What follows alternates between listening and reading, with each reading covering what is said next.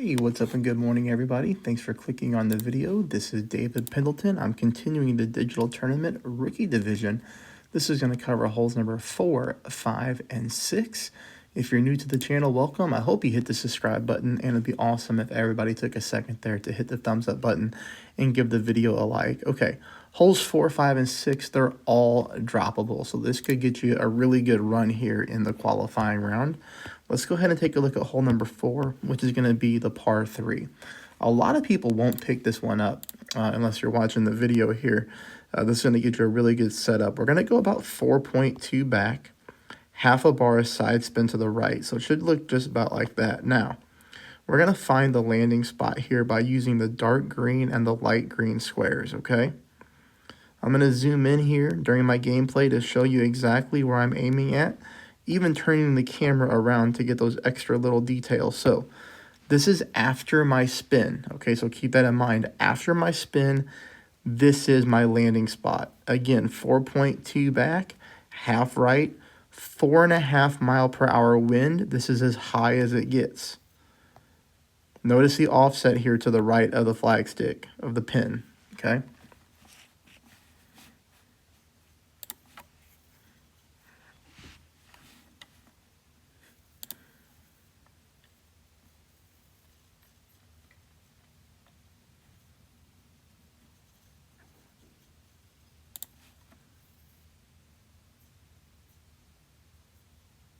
The ball just rolls out of the cup very close.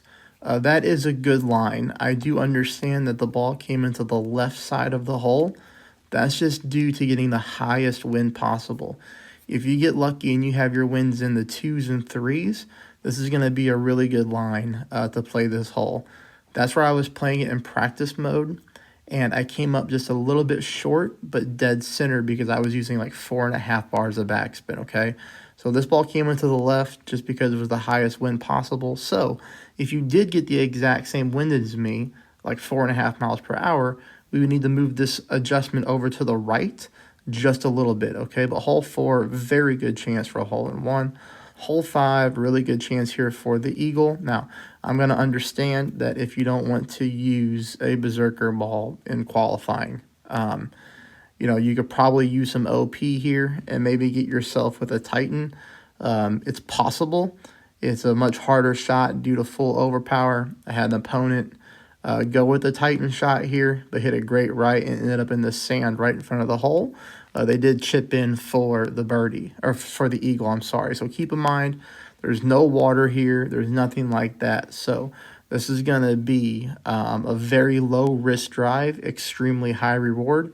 Low risk because even if you screw it up and end up in the rough or the sand, you're still going to pick up your birdie no matter what, right?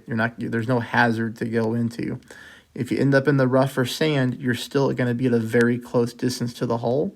Perfect shot should go in for you. But if you execute the drive, you're going to end up picking up an eagle pretty easily. 2 bars of side spin to the right, just a little bit of top spin. You can see here where I'm aiming. I'm just aiming right there on the fairway. You could move your target over to the right-hand side. There is a little slope that gets you down onto the green. But again, you just have to be careful with that shot because a great right could easily put you into the sand. Here you see I just use a little baby amount of curl to the right-hand side. I'm taking the safer approach. I'm going middle of the fairway, and then I'm just rolling down here towards the green, okay? I'm not pushing the drive too hard. And I do catch that slope anyways, and I end up right here for a putt in on the eagle. So hole number 5, great eagle opportunity. Takes us to hole number 6, which is a great albatross opportunity, even in the headwind. Again, this is a kingmaker in qualifying round. I don't normally do this, but at the end of the day, I don't have a lot of replays of previous footage on this tournament, this particular course, the Milano. So here I'm just trying to find as many good shots as possible, okay? You could definitely play this hole with a Titan. You would go about the same type of spin here, around 3 bars of top spin, max side spin to the right, depending on the ball that you use. We're going to be aiming just like this with our yellow ring right there on the rough line. And then, of course, this ball guideline is going towards the left-hand side of the course, so we need to even that out by using curl. a little bit more than half a ball of curl. If you chose to use a Titan, you're going to need even more curl because you're not going to have as much side spin to the right. But you can see here, we get the ball up very nicely onto the fairway, leaving us for a good rough bump opportunity to pick up this Alba. 0% at mid. All right, so what everybody needs to do here is check your own distance of your club. There's a chance that you might be at max distance, but depending on your drive. Okay, so keep that in mind. For me, I'm just telling you what I played. I played it at mid distance. You do need to start this off by applying 1 bar of side spin to the right. Here you see I use no right side spin at all. I put my green inner ring right there on the rough line.